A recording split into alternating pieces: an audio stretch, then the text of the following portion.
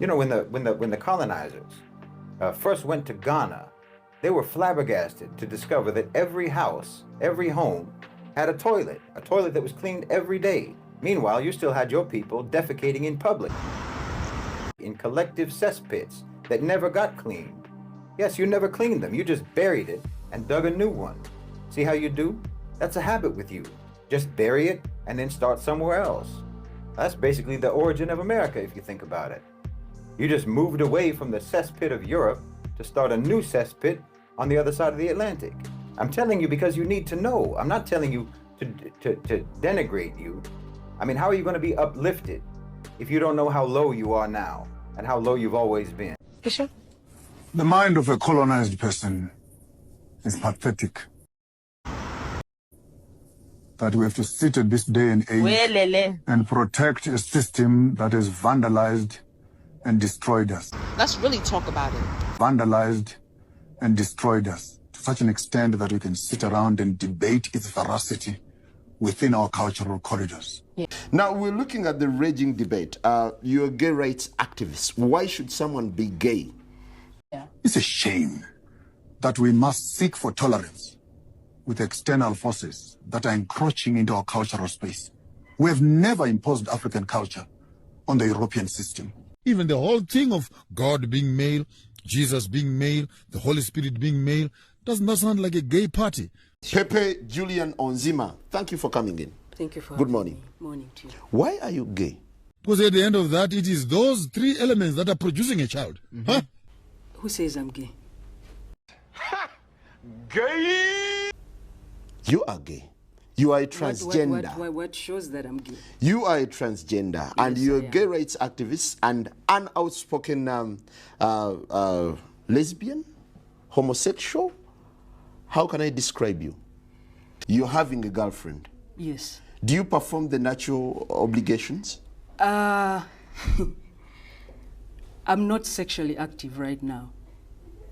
So what are you doing with this lady? By choice. By choice? Yeah. I've just not, I've chosen not to engage. Doesn't that make you gay? Now, how do three men sitting in one room end up with a child? What do you mean, doesn't that make me gay? I am male and attracted to a female. So who is gay? But here we are as Africans, fighting with each other of how to protect the colonial religious system. Hello and welcome back. This morning we're getting into a very controversial topic. That's homosexuality in Uganda. President Museveni says gay people should not be killed or persecuted in Uganda as a section of MPs push for the anti-homosexuality legislation. Speaker of Parliament, Rebecca Kadaga, promised that this would be a Christmas gift to Ugandans. The fundamental question is, should homosexuals be given attention in Uganda? Before we proceed with Pepe Julian Onzima, a sexual minorities activist, would that be appropriate? Human rights defender. Human rights defender. Well, we have Pastor Sempa online, an anti-gay activist, to tell us his side of the story. Hello, Pastor. Yes, good morning, everyone. Good to have you online. How are you today?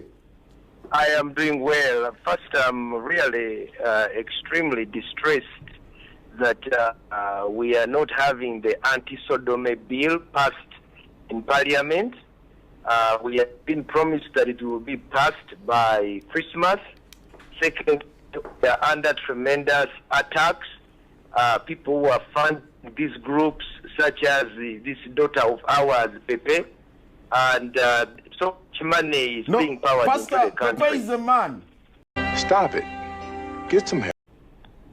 Unfortunately, Pepe is a young woman who is suffering from gender identity disorder.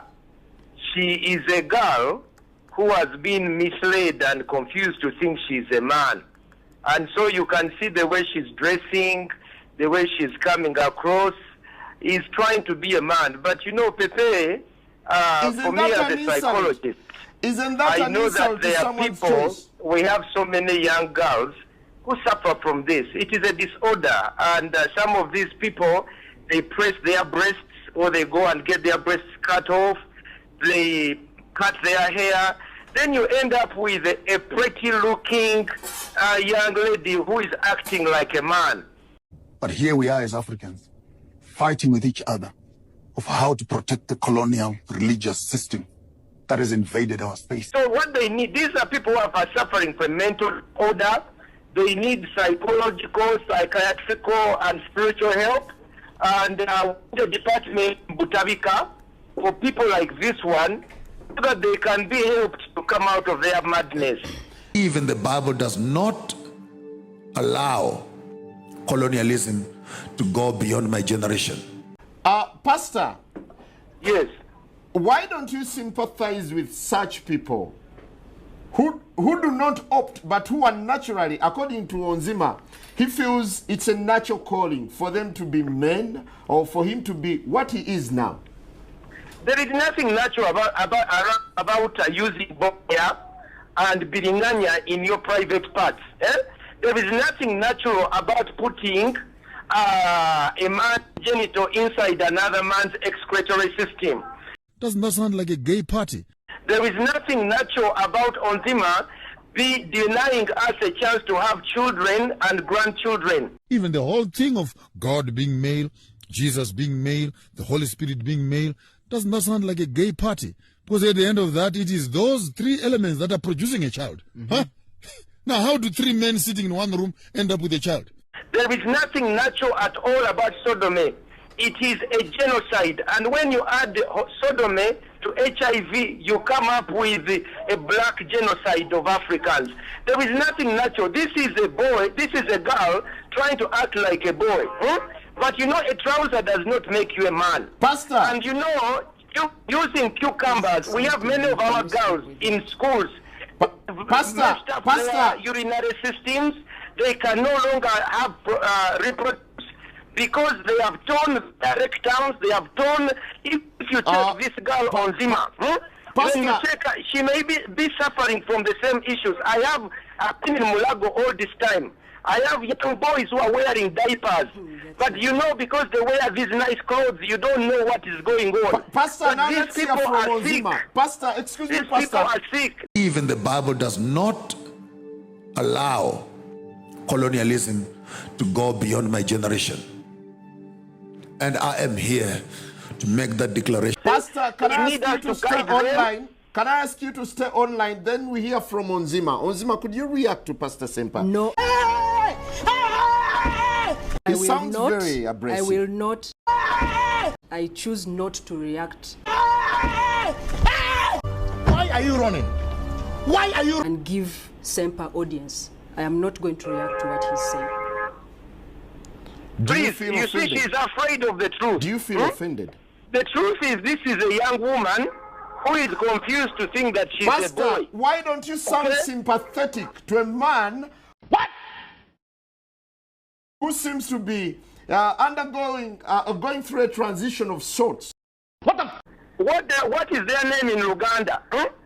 Like this one, she says she's intersex. What is that in Uganda? Mukazi Musajja, because for me as a pastor, I also know that people are oppressed by demons. Even the Bible does not allow colonialism to go beyond my generation. If what you're doing is natural, do you intend to have kids?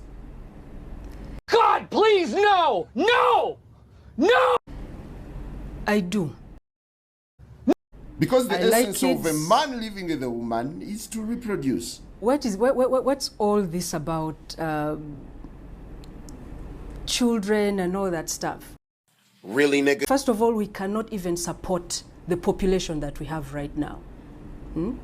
I might be able to support my own, but with all, the inequalities in this country, why would I want to bring, someone to be part of that? So, if I want to have a child, I can have a child. Gotcha, bitch! so gay people are not They bent do. on reproducing. So gay people are not They bent do. on reproducing. It's not about that. Why There are then so do you- many. Why do we there are find so many people. going into adoption? There are so many people who have children. So many gay people who have children. I don't know why there's this whole notion that we cannot have children. We do not want children. How can you get children? Got him! Got him! Can we just not... Biologically, please. We're not vulgarizing the show, but I want you to tell me how you can get a child when you're interfacing or when you're having intercourse with a fellow man or a fellow woman. Is there only one way to have children? Bitch, are you dumb? Pardon me? Are you dumb? I think she's dumb. Is there only one way? Yes, there is.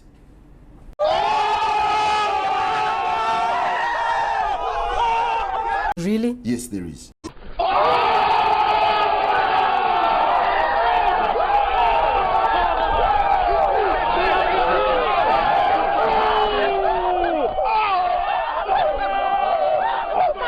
So what do people who cannot, for instance, who are barren or sterile, how do they get children? How do they raise children? Is that the way we should go? I'm not saying that. It's a diverse world. There are so many different things that are there. There are options for people who cannot biologically give birth for them to be able to raise families. So why not? And I am here to make that declaration that the honeymoon of colonialism, with all its gadgets, governance, education, agriculture, entertainment, sports, recreation, health and technology, and spirituality, it's time.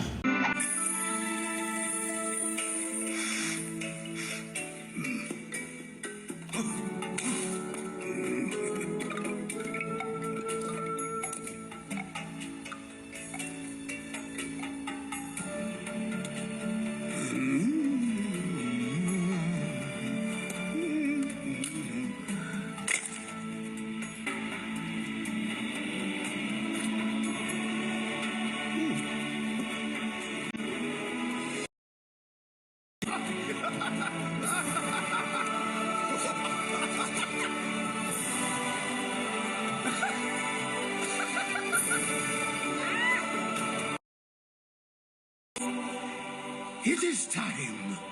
Where the white Jesus must pack his bags and go back home. I'm not sorry for saying what I say, but on behalf of the grandchildren that will come after me, we have an enemy in the house that has corrupted our minds. And if we pursue on this path of debate, we'll end up as coconuts, brown on the outside and white on the inside. White woman's liberation movement, we don't have anything to do with that. We have not been under the control of the black man for over 500 years. It's $7 and you guarantee you if you pull today and we pull what we got to pull today, you'll have $11 in your pocket. This is not taking place in the Congo. It has nothing to do with Johannesburg or Cape Town. It is not Nyasaland or Nigeria. This is Florida. No fucking way, boy. Boy, ain't no way, boy. These are citizens of the United States, 1960. Boy, ain't no way, boy. This is a shape-up for migrant workers. On why Mexicans should not use the N-word. All day long. The hawkers are chanting the going peace rate at the various fields. Because Emiliano Zapata was part black. Because Lupita Nyong'o was born in Mexico. Because Indian and black runaway slaves formed quilombos that fought off slave hunters for decades. This is the way the humans who harvest the food for the best-fed people in the world get hired. Because they fill their prisons with black and brown bodies just like they did their ships. The criminal justice system is the new middle passage. Police brutality, the new genocide.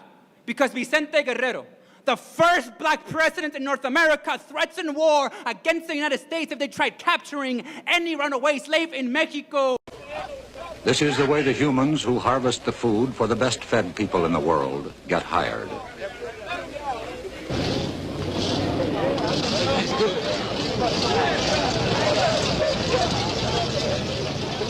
Because La Bamba was an African song sung by slaves in the fields of Veracruz. One farmer looked at this and said, "We used to own our slaves. Now we just rent them." Boy, ain't no way, boy. Boy, ain't no way, boy. We have not been under the control of the black man for over 500 years. So what do we have to get liberated from them from? That's the white woman and her man. They're going through that, and that's their business. They only introduced it to break down the civil rights movement. One farmer looked at this and said, "We used to own our slaves. Now we just rent them." And we will make America great again. Your candidate says, I want to make America great again.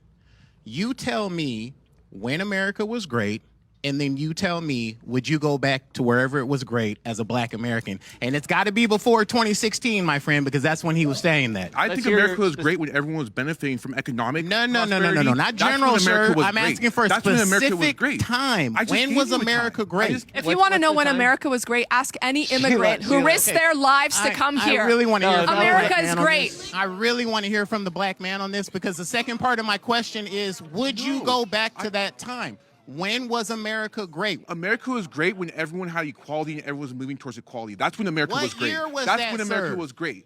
After the Civil Rights Movement, that's when America was great and making progress in change. So let's say the late 1960s, you're saying as a black man, you would transport yourself back to the 1960s. No, I think America was great when economically everyone was doing better. When we're making progress towards equality, that's when America was great.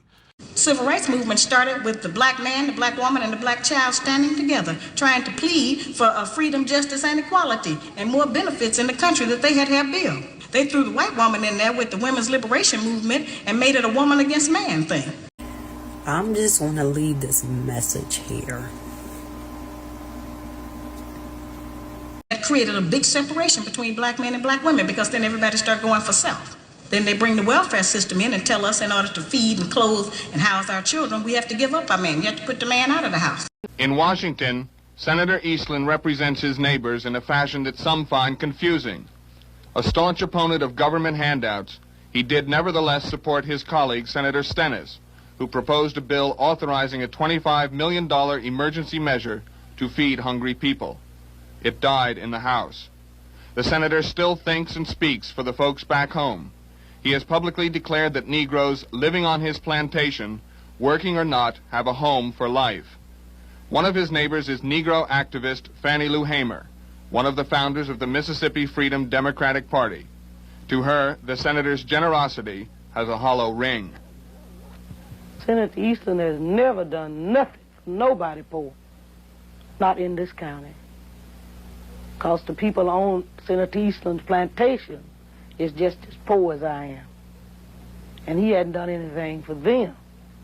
And he hadn't done anything for nobody else that's poor in Sunflower County. And I've been right here in Sunflower County since I was 2 years old.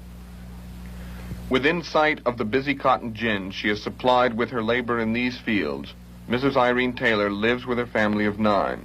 Hers is one of the few remaining tenant shacks that grace the senator's plantation. And we will make America great again. The sum of the condition of America was when people had economic equality, and you think that was the 1960s. Inside the mansion, we can get some idea of the luxuries that a wealthy plantation family enjoyed. The home was often beautifully furnished. Many planters imported fine household goods from England. These things represent part of the wealth that came from products grown on the plantation. Here is a map that explains how this plantation was organized. It was almost a little community by itself.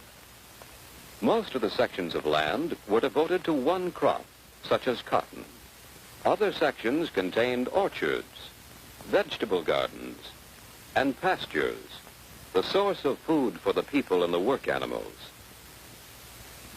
The buildings included the planter's home, a mill, workshops, and a row of small cabins for the slaves, who did almost all the work. Because they want to keep endorsing into the black community that the black man is no good, and that he is not deserving of respect, he is not deserving of us letting him give us any protection or instruction, and that we are better than them. This is why I be saying what I be saying on both my pages, because a lot of black men are walking around this bitch so fucking depressed about what women are saying about. I don't know why this is a hard concept for some of y'all black ass to grasp. There are black women out here that fucking hate y'all. I'm just gonna write this message here. And they doing this shit on fucking purpose. So let me just say something. I wouldn't give a fuck if you are 30, 40, or hell, even in your fucking 50s, and you are starting over trying to become a better man. That's a fuck enough. These niggas is not y'all fathers. They not y'all uncles. They not y'all cousins. They not y'all grandfathers. Niggas got their own fucking bills. Niggas got their own motion. Niggas got shit going on. Niggas got to take care of their families too. Because y'all are living in a world that was specifically designed for you to... If you're not happy, just leave. No, that's not how men are cut. It was not even designed for black people in general to fail. Black people make up 22% of the poor in this country, but only get 14% of the benefits, while white people make up 42% of the poor and get 69% of the benefits. It was not even designed for black people in general to fail. Which is weird because aren't we supposed to be the Michael Jordans of welfare? It was designed for the black man to fail. Okay? So the fact that your black ass is even trying to attempt to become a better you or expand your mind or discover who you really fucking are, that's a fucking enough. Let's really talk about it. But y'all let women who fucking hate y'all destroy y'all mental. I've even been in, I've seen situations where men have gotten so... I don't think that women know the emotional damage that they do to a man when it comes to taking their child away from them. To the point that a man will be okay with walking away to protect his peace, his livelihood, and his mental health, and say, fuck it, I just won't see my child because of the baby mothers. What the fuck is going on with y'all bitches? Dirty ass bitches. And the shit that they go through, because like I said, a lot of these women get so upset with these men when shit don't go in their favor, go their way, and when they're still emotionally invested in the man. But sweetie, I could have sworn you gave him back to the streets. You did not like him. Let's really talk about it. So now, if you don't like him, you don't give a fuck about him, allow him to live his life, allow him to continue to co-parent, allow him to show for the child, because now, again, you put the child in for defense, because you know your word's not gonna sting. When you curse him out, it no longer, it just rolls off his shoulder. Depending on what you say. So, but as soon as you start saying something about keeping that child away, a man to go to war for that. Good man, a good father, he ain't playing that shit. He is going to go to bat. He like, listen, bitch, what you're saying to me, none of that shit matters to me. But the moment that you start throwing them kids in for defense, ooh, baby, it looks very different. And that shit pisses me off. Because let me just say something.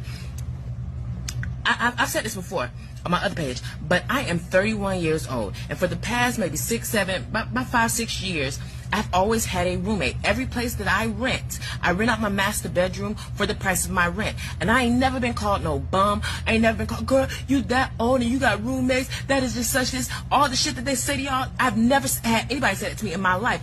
In fact, these same women call me smart. You feel what I'm saying? And that's the reason why when y'all catch me doing videos ducked off in hotel rooms, because one of the rules of my place is you ain't finna have no man up in here. And I don't believe in having rules for someone that doesn't abide to you. You feel what I'm saying? Y'all, ooh. Why did that boo-boo the fool have to comment on my shit? Because I was gonna make happy videos. That shit just hurt my fucking nerve. Because for a lot of black men, y'all let this shit get to y'all. That's not how men are cut. Men are not women. We're natural fixers. We're built to provide. And a lot of times, y'all don't realize that the man is staying through all these things because he actually likes you for you. But a lot of times that seems to go over women's head. Things is not always about happiness. It's going to be ups and downs in a relationship. And a lot of men are cut for that, but a lot of women aren't, and that's the truth. Y'all will hear women say, if you can't buy me this, if you can't buy me that. Let me just let you in on a little secret. These bougie ass women that say shit like this, they are drinking wine on a beer budget. After they pay their rent, their car note, they don't have no money left over. Let's really talk about it. I'm in Miami, but it's so funny to me how bitches don't never want to pay for shit, but y'all bitches was buying y'all own Valentine's Day gifts and posting them. Like, y'all bitches think I'm dumb. I used to do that shit when I was younger. I know what the fuck y'all doing. That's the thing. You can buy shit for yourself. And if you would have never begged all year round, maybe a nigga would have took his time out and said, yo, let me get this bitch something because she deserve it. A bitch that begged don't deserve shit, in my opinion. Because what the fuck is you begging for, bitch? Why would I take care of a bitch I just met and I don't even know how her pussy smell yet? Dirty ass bitches. And I only get like this because every time I try to fucking talk to niggas, they always trying to press me like I'm one of y'all bitches. I'm never like y'all bitches. Are y'all fucking dumb? They want you to fund the rest of their lifestyle. Okay? There are black women out here that hate fucking black men. It's not gonna work like that. I thought my husband was the enemy. Y'all gonna learn one day. Because I had to change so much. I thought my husband was the enemy because I had to change so much. They see the ambition, they see where you can get to, they see the potential a lot of times. That's why they stick it through. They just want you to be accountable, tweak this or tweak that. Not necessarily change you, but they see the light at the end of the tunnel. And I also felt like spiritually that when we got married, all this stuff was coming out of me that was ugly. And instead of like, oh, maybe I'm ugly, instead I was like, you're making me ugly. Bitch, are you dumb? Pardon me? Are you dumb? I think she's dumb. It's you. Like, I was hearing stuff differently. Like, when he would say certain things, it would take me back to my childhood, which is why I had to touch on it a little bit. I was used to like explosive moods. The men, the more the women going bad.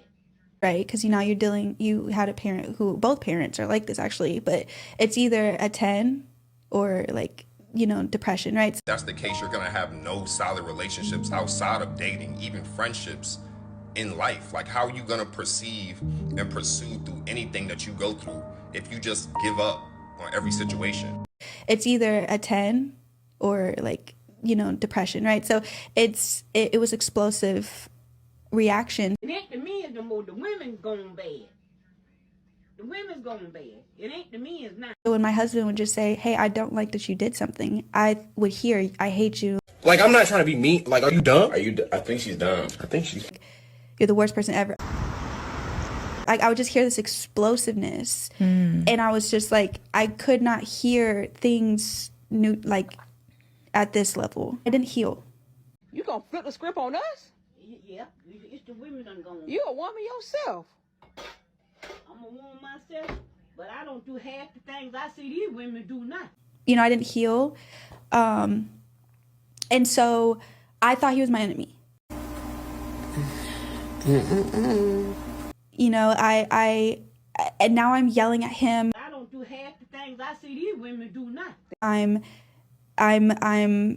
deeply insecure. Not just gonna give up on you just because it's a hard time and a rough time. I'm also have an ego. They don't care no more. That's when the men don't respect them. I'm deeply insecure.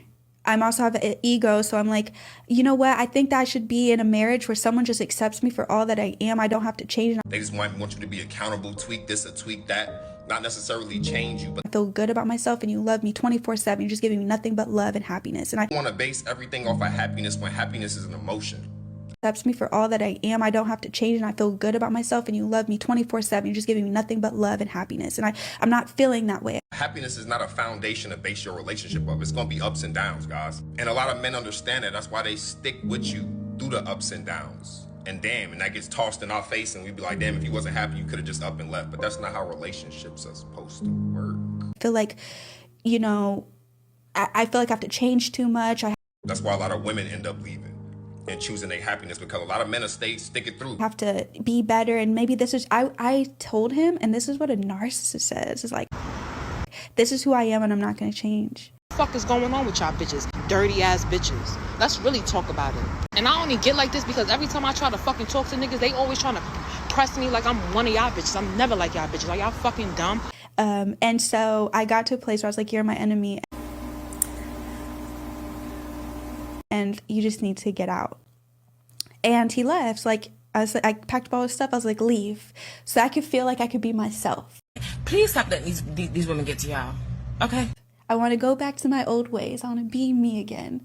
And so he left. How did that go? He fought so hard, and he was like, I'm fighting someone who doesn't want this marriage. So he just left.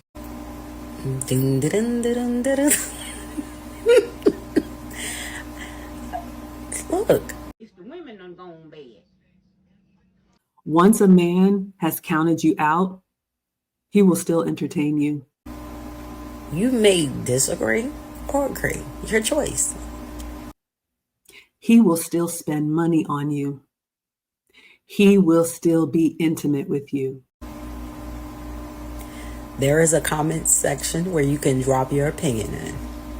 And all the while you thought, whew, okay, close call, nobody caught me. You know, we're good. You know, he called me to come over, or he's taking me out. And the whole time he knows. Mm-hmm.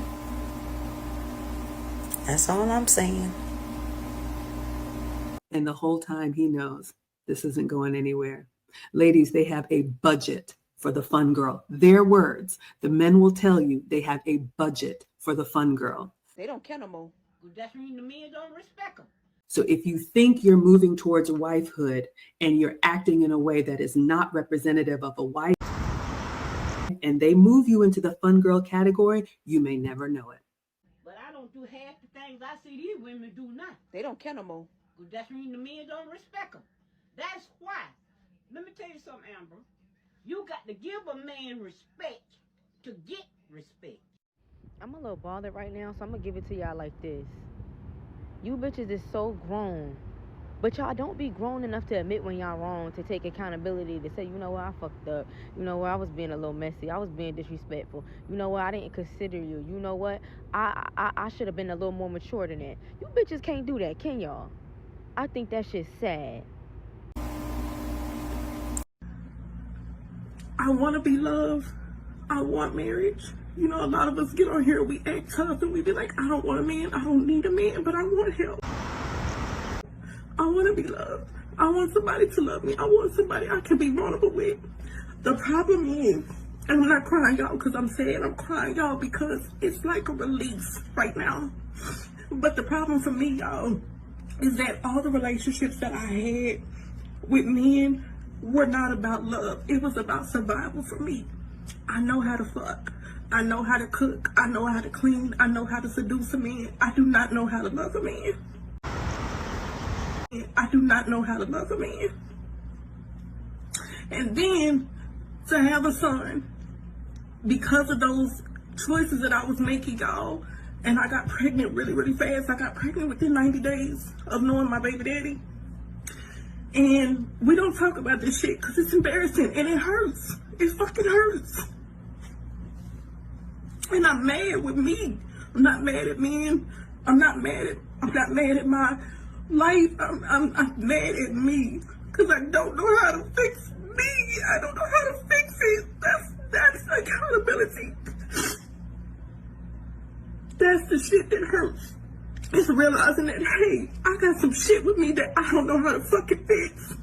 And in turn, because I don't know how to fix that shit, I'm fucking up other people around me. Everybody knows police brutality exists. For police officers to take our time to waste the time of an entire nation talking about they never heard of police brutality, they don't know what black people are talking about, they can't prove it. We know in Detroit, anytime a black person is brutalized by the police, he goes into court and he's arrested for assault and battery. Now the basic issue is so simple and nobody will even touch it because you're afraid to touch it. You are deliberately trying to evade the issue. Evade the issue.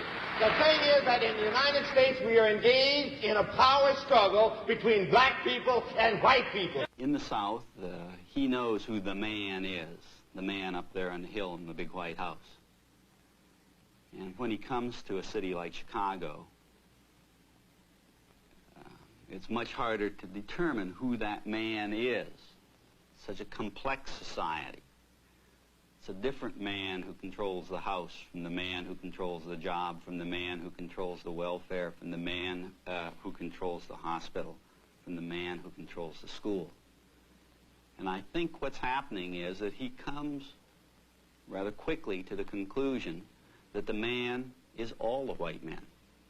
You don't want to say it. You don't want to hear it said. You want to talk to somebody else. You got a nut sitting there someplace who says he's a police official who hadn't said one thing all night. There is a power struggle going on, and black people have decided they're not going to tolerate oppression any longer. Now, police brutality is a very deliberate thing. It's a part of American life. America has decided that black people are to be kept in subjection. You have to remember that the black people had gone through 200 years of slavery and 100 years of oppression following the Civil War, and the relationship between black people and the police is very special because black people saw the police, and to this day many of them see the police as the oppressors, as the enforcers of the white man's law. back then, there was great tension, and now a Supreme Court decision saying it's changing. You're going to be a full American, but the police were the ones who were saying, tomorrow, yes, yes, everything can't change overnight. That was their job. As the enforcers of the white man's law, they were, and whatever the elected officials decided, whatever the school principal decided, whatever an employer decided, whatever a union decided, The man is all the white men. if that generated protest or tension, who had to be there in the middle? The police, as the enforcers of the white man's law. America has decided that black people are to be kept in subjection. It's an army of occupation that the white power structure keeps in the black ghetto. In the South, he knows who the man is, the man up there on the hill in the big White House. And when he comes to a city like Chicago, it's much harder to determine who that man is. Such a complex society. It's a different man who controls the house from the man who controls the job, from the man who controls the welfare, from the man who controls the hospital, from the man who controls the school. And I think what's happening is that he comes rather quickly to the conclusion that the man is all the white men. Not being able to discern his specific captor, he decides that all people with white faces are his captors. And to the degree that all white people are engaged in supporting the systems of separation and racist institutions that we have in the North, that judgment is basically accurate. We will make America great I don't again. have any trouble admitting that I'm a racist. I think it's absurd to try to fight with that. I grew up in this society. I was conditioned by it. I think internally in my psyche, I've grounded and rooted those attitudes, and I see it in me all the time. I don't like being a white man, and that's where I still am and working on it, because I know what I've done, what people like me have done. Black Americans, if y'all care so much about diversity and inclusion, let me know when y'all ready to boycott the corner stores and the beauty supply stores and the curry outs. Let me know, because those affect us more directly than what y'all talking about. Okay, we didn't benefit from DEI. That don't have shit to do with us. Okay, so let me know when y'all really ready to boycott the shit that matters. The shit that's taking over our communities, have been taking over our communities. The liquor stores. You know what I'm saying? The shit that's ran right down the street by somebody who don't even look like you. My fellow Americans, our movement is far from over. In fact, our fight has only just begun.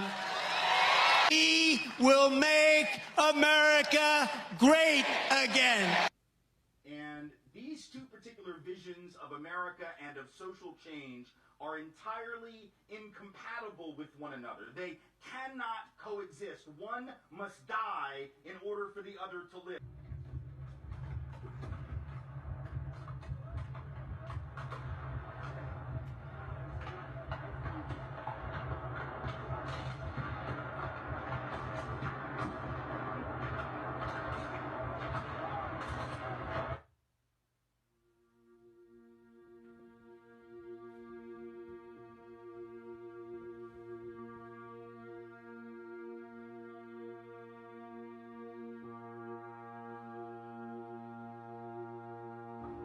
There has been an effort on the part of white Southerners to keep the Civil War alive. My fellow Americans, our movement is far from over. The national headquarters of League of the South is working towards a regional secession of the southern red states for the preservation of the southern people. In fact, our fight has only just begun. Because we are a separate, distinct people from those who are north and west.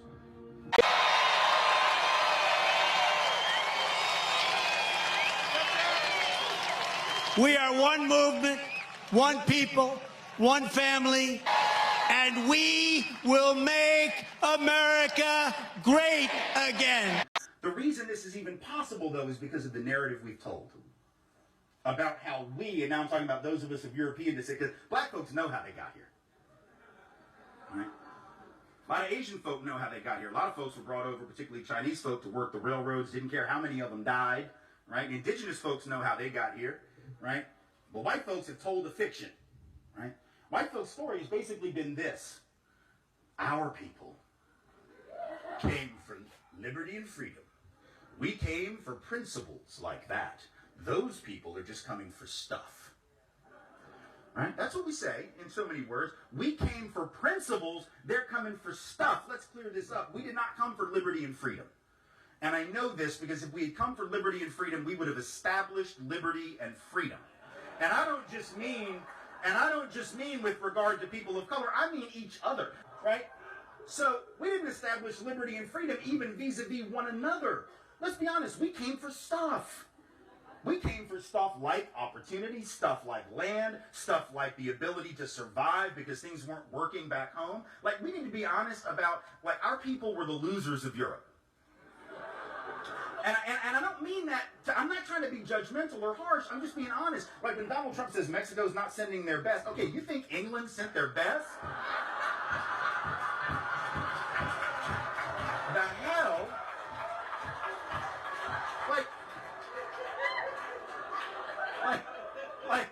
Like, y'all like that? Look, the people say, my family came over on the Mayflower. All right, shh.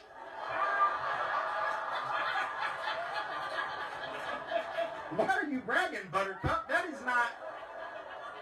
I don't know who was on the Mayflower, but I know who wasn't. The king. The king was not on the Mayflower. Nobody the king wanted to keep around was on the Mayflower. And you're saying, I'm assuming, that history is being manipulated for an end. In itself. In itself. History, the Europeans began to manipulate history when they rose and began to expand into the broader world in the 15th and the 16th century because they had to justify the slave trade and they had to justify the colonial system that followed. And modern racism has its incubation in that period. You cannot enslave a man and say he's a human being, that he has humanity, and that he was one of the forerunners of the world's religion. You cannot enslave an African and say this about him, because if you say he's a human being, then you're saying he's an extension of you. But we have this fictional narrative. It's almost like we believe sometime around 1642 there was a British father somewhere in England that got his family together around the fireplace in the morning and said, all right, here's the thing. I know we're doing pretty well. We've got this big castle. We got all this gold. I know it's brilliant, right? It's fantastic. We were at the King's Palace last week. Kids, you remember you played with his children out in the garden. Wasn't that great? Yeah. I know, it was amazing, wasn't it? It was great. Listen, that's all fine and good, but Daddy has an idea. My idea is as follows. Keep up, please. Keep up. Gather all your things. Not all of your things. We have a lot of things because we're doing really well. We're rich. We're powerful. Just gather up like a basket full of stuff, and we are going to get on a big boat. And by that, I mean a rickety old ship. Like, I don't even know if it's seaworthy. Like, it might sink. We might drown, get eaten by sharks, get robbed by pirates, get scurvy, die a horrible, miserable death on the open ocean. However, and this is the important part, it will be an adventure.